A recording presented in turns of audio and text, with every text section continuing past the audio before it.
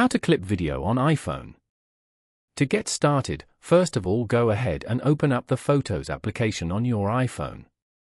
Once inside, select the video you wish to clip. Tap on the edit icon in the bottom right corner to open the video editing interface.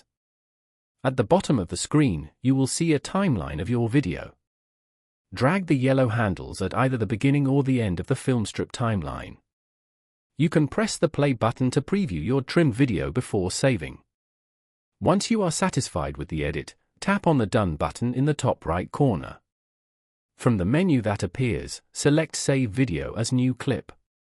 You can now find the new, shorter clip in your photo library. Following these steps, you can easily clip a video on an iPhone. Thank you for watching.